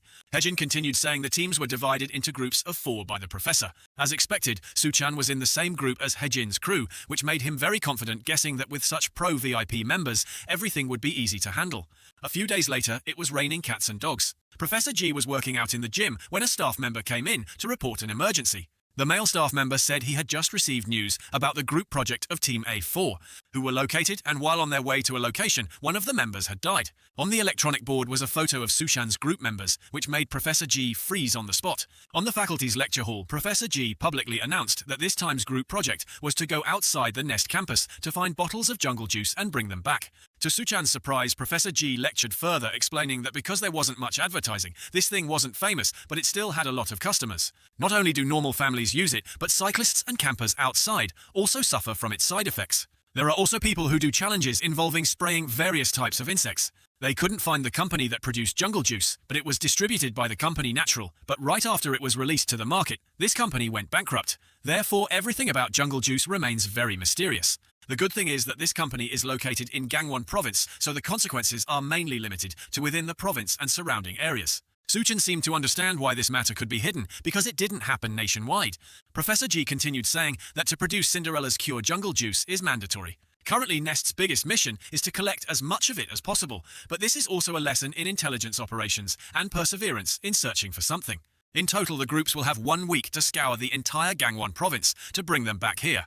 Any team that finds 1 bottle will get an A+ for the whole team. This score was desirable, but the whole class wasn't very enthusiastic because jungle juice is very hard to find. Now, no one sells it anymore, so the probability of fighting over it is extremely high. A few people were discouraged, saying if they had known about a mission like this, they wouldn't have signed up. Hearing these words, Sushan couldn't help but ponder with doubt.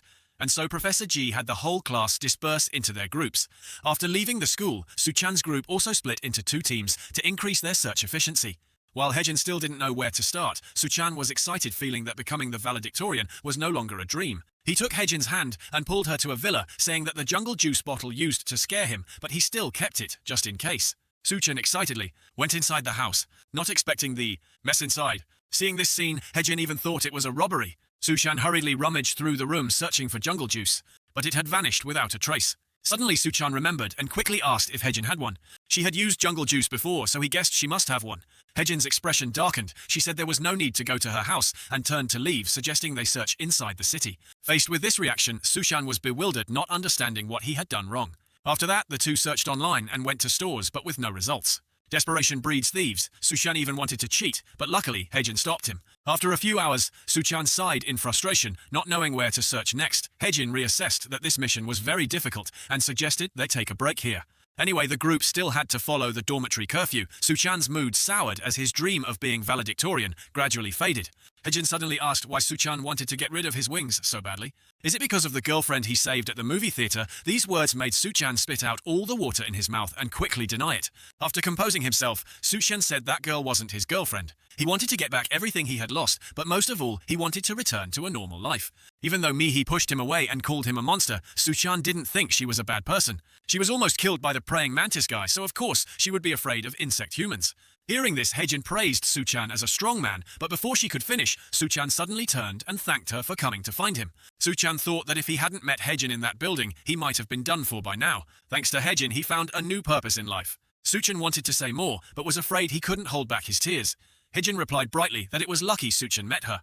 Thinking back, Suchan remembered Hejin was the class president in the first semester, so he guessed she must have worked very hard. To become the valedictorian, Suchan would set his goal to defeat Hejin first. Unexpectedly, Hejin replied that she didn't want to go back. Suchan was about to clarify when his phone rang. The caller was Hisung, who excitedly said they had found an abandoned warehouse full of treasures. It used to belong to the company that distributed jungle juice, so if they got everything there, they would get more than just an A+. Suchan excitedly asked again, then turned and happily asked Hejin if she heard. Hejin's expression changed as she was about to answer the phone, but Hisung had already hung up. Suchan called back, but the line was busy while Hejin was eager to go there. She explained that the mission was to retrieve all the sold jungle juice bottles, and Nest had never found any unsold jungle juice before. And now they found a whole warehouse. This is too strange, it must be a trap. Not long after, Suchan used his flying ability to take them both to the location Hisung sent. Indeed, it was an incredibly dark, abandoned warehouse. Suchan glanced over and thought it was terrifyingly scary, yet those two dared to go in. Hejin didn't care much and decisively stepped inside, worried about Hisung's group. Suchan followed using his phone to look around, not thinking it was a trap, because the dust looked very real. While still thinking, Suchan kicked a box, which opened to reveal many bottles of jungle juice inside. Suchan was happy, thinking it wasn't a trap. But when he turned to the side, Hejin had fallen. The smile on Suchan's face gradually faded, as in the darkness. An insect human with its claws covered in Hejin's blood appeared. He asked Suchan if he had found what he was looking for, because he had found what he needed. Hejin collapsed motionless in a pool of blood, her life status unknown. When he was a child, Suchan heard his grandmother say that he had been separated from his parents since birth.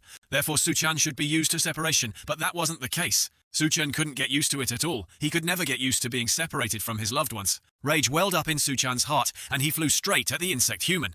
He spoke without any hesitation, knowing Suchan was furious about his friend's death, but getting too close to him was no different from rushing to one's death. After saying that, he swung his large claw straight at Suchan. He immediately used his compound eyes to dodge to the side and punch the earwig-like guy straight in the face. A blow that, it must be said, used all of Suchan's strength. Before Suchan's eyes, the earwig-like guy gently snapped his jaw back into place and asked, "Strong, huh?" Suchan's hand was covered in blood, and the feeling was just like punching the praying mantis guy before.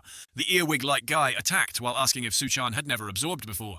To Suchan's confusion, he explained that it meant eating other insect people. When he first ate them, he felt so euphoric he could fly to the sky, a feeling like taking opium. Once you take a bite, you can't stop. While he continuously absorbed that enchanting substance, he realized a truth: he was getting stronger.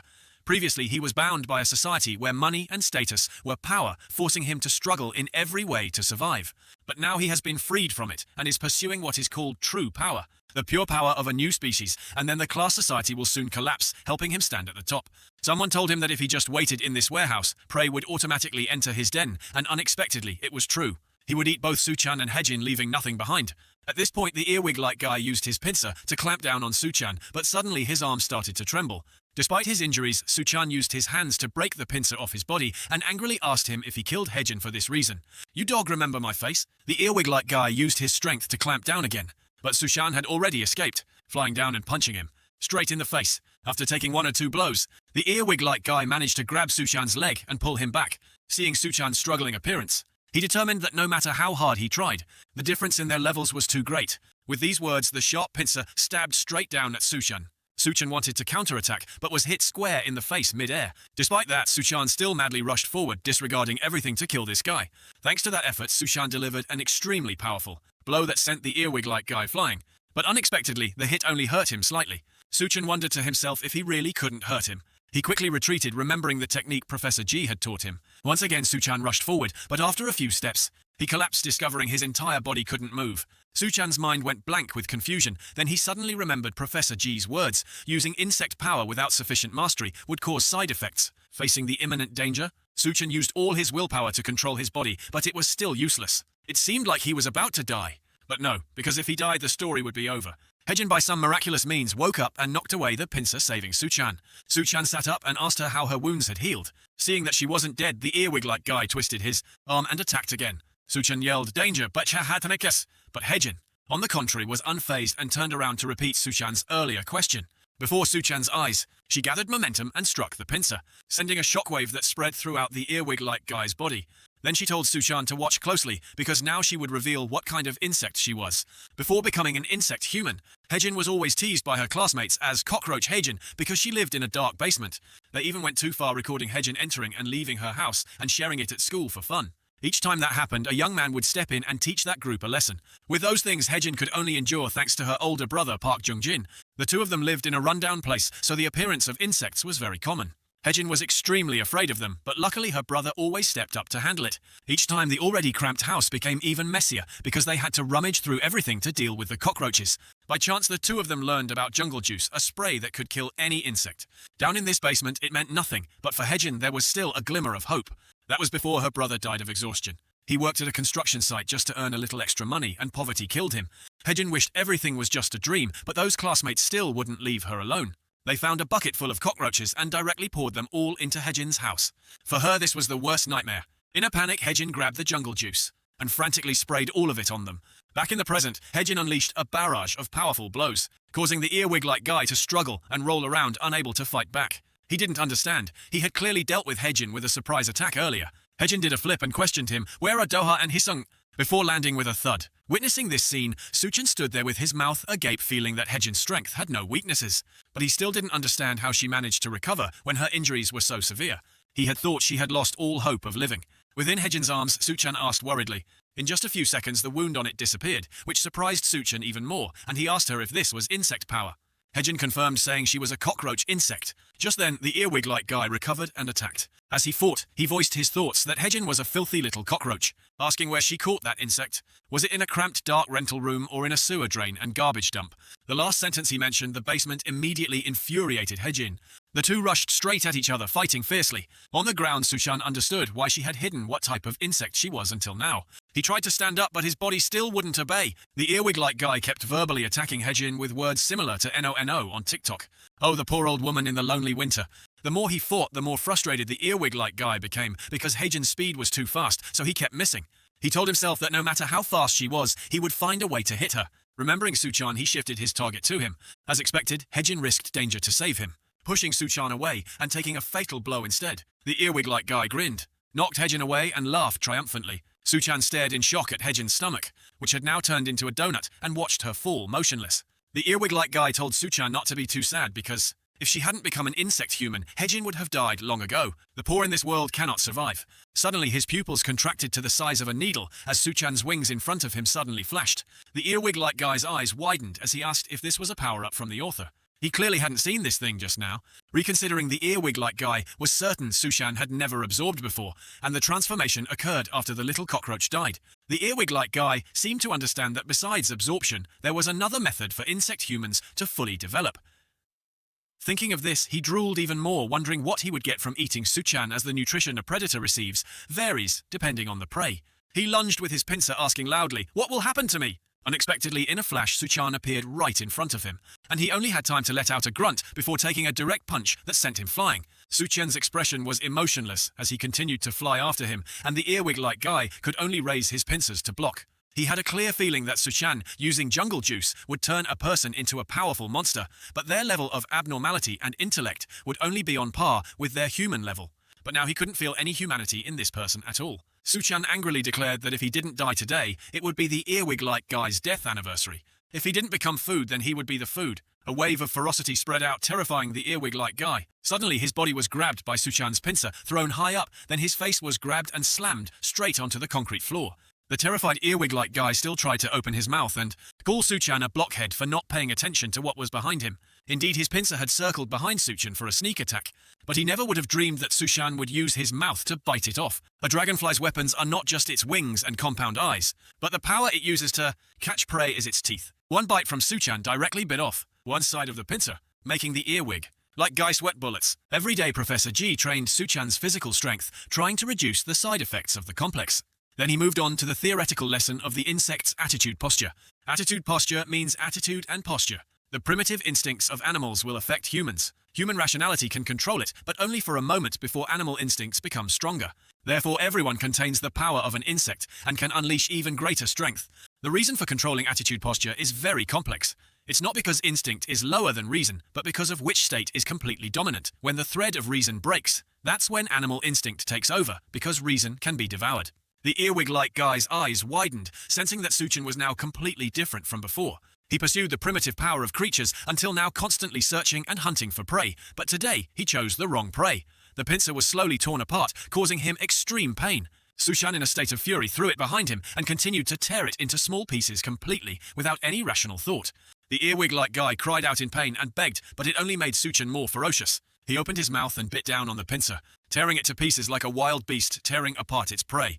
In the warehouse, screams mixed, with fresh blood splattered everywhere. After a while, the earwig-like guy could no longer scream, his mouth whimpering that he was wrong and begging for help. Suchan slammed his head down, lifted him up and let out a resounding roar. Just as he was about to eat this guy, someone else appeared and made him fall. In his hand, he held something like a water ball, saying Suchan had gone too far because prey eating a hunting dog was not allowed. As he finished speaking, he created a mass of tentacles that wrapped around Suchan's body, tying him up. He had created this hunting ground to raise the earwig-like guy, but in the end, it was useless. Regardless, he didn't expect someone so special like this to appear, besides Singayon, and also at Nest. He lifted Suchan's head, suggesting he join him but had to stop because people from the academy had arrived outside. In a daze, Suchan heard this guy tell him to turn into a monster again the next time they met. Suchan couldn't see his face clearly, only vaguely guessing it was a man. Outside, the rescue team picked up a new signal, and upon arriving couldn't help but wonder why natural life was this warehouse. Suddenly, a sound came from inside, startling the group and putting them on alert. Then they saw Suchan carrying Hejin in his arms, desperately asking for help to save her. At the entrance of Nest, Professor G and many others were already waiting. Professor G's face couldn't help but show surprise. When he saw Suchan carrying Hejin back, his body covered in blood. After a moment of silence, Professor G spoke up and asked what on earth had happened. Suchan replied that when the two of them entered an abandoned factory to find jungle juice, an insect human appeared. Professor G clenched his fist, causing the pillar next to him to explode, and growled that he wasn't asking about the homework to find that insect-killing spray, but why it had come to this. Just then, a red-haired woman walked over and asked what the people before were doing that made Professor G so angry. Hearing this voice, Professor G glanced over and softly called for Professor Yu. The woman continued saying that if Professor G kept this up, she couldn't take the patient away. Professor G asked why she was here, and Professor Yu calmly replied that if there was a patient, of course, she had to come, and told Suchan to put Hejin down. Taking off her gloves, Professor Yu created a stream of light over Hejin's wound, which made Suchan can't help but ask insistently. Something suddenly appeared on Professor Yu's hand, emitting a kind of magical light. To Suchan's confusion, the person next to him reassured him that this was just a form of therapy because Professor Yu possessed a special power. Half of her power is from firefly beetles, and the other half is from a parasitic fungus on insects called cordyceps. People have studied cordyceps and called it a panacea, thanks to its vitality and miraculous healing abilities. It can be said that Professor Yu's ability is the most mysterious and useful at this school. Under her treatment, Hejin's wound soon completely disappeared as if it had never happened. Suchan excitedly asked if that meant Hejin would be saved, right, but the answer he received was that it was too late because her heart had stopped beating for too long. Professor Yu explained that she only has healing abilities, and although it's hard to accept, a dead person cannot be brought back to life. Suchan froze on the spot, including Professor G, who was no exception. Professor Yu, with an unchanged expression, told the medical team to take the body inside, but Suchan resolutely refused to let go. He hugged Hejin, gritting his teeth, unable to accept it. In the past, every time they finished killing insects, Hejin and her brother were exhausted. She hated insects, and also hated this house with insects, sometimes thinking how great it would be if she were born into a rich family. Hearing this, Hejin's brother said that insects are considered filthy and disgusting, but sometimes there are beautiful moments, and they are the same. Everyone has times that are difficult and tiring, but full of happiness, and he had it because of Hejin. Saying these cheesy words made Hejin embarrassed and annoyed. Hejin's brother stood up and told her she had to seize every small moment of happiness and continue to live, while he would take care of catching the insects. So no matter how difficult it is, as long as you struggle, there will definitely be a way to live. Suddenly, Hejin's hand grabbed Suchan's, making him pause and call out her name loudly. This immediately attracted everyone's attention. All insects must undergo metamorphosis, shedding their old shells or external damage to transform into a true adult insect. No matter how ugly and scary an insect is, in its small life there is one time it sheds its skin to move to the next stage of its life. They say that is the most beautiful moment in an insect's life, and now a little cockroach is about to experience that beautiful moment.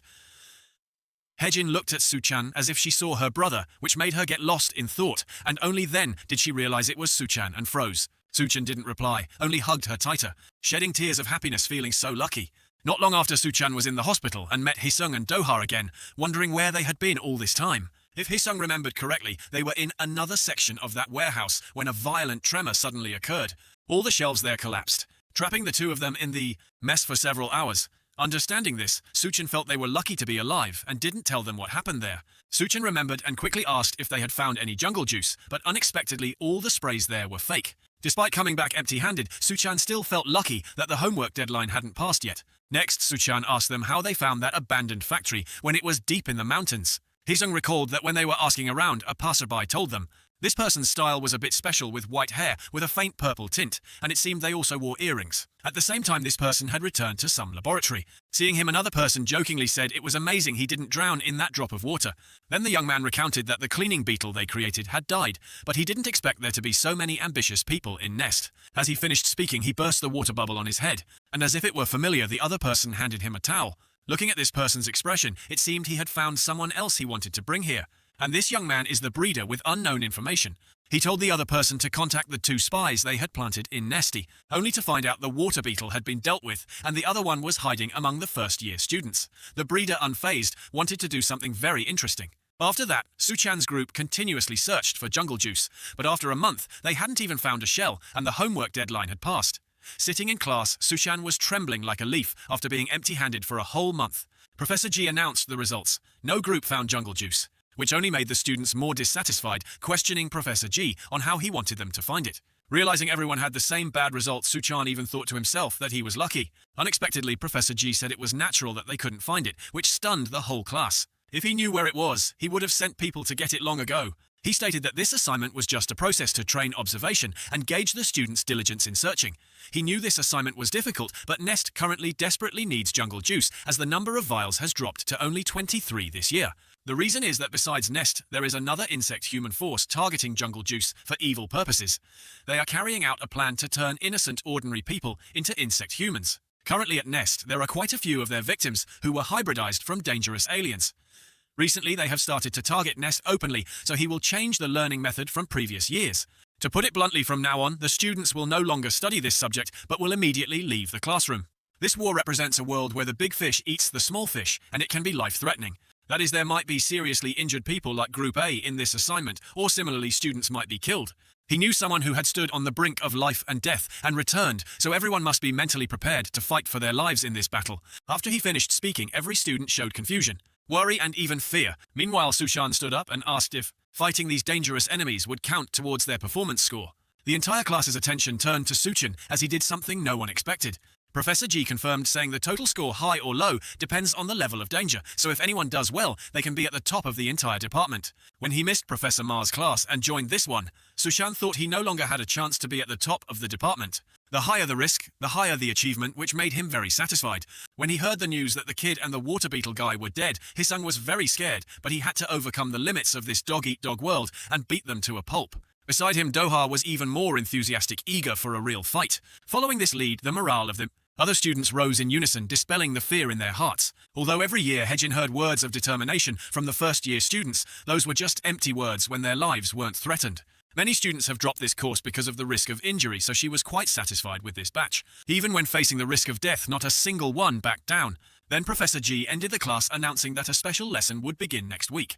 And today happened to be the opening ceremony, a time for students to have fun and get to know each other. Suchan was stunned, unable to believe that Nest's opening ceremony allowed students to drink alcohol freely. Now remembering what happened before, Suchan felt shy, sitting next to Hejin not knowing what to do. Hejin was about to speak, but the chaotic scene of Hisung and Doha stopped her, and she could only swallow her words.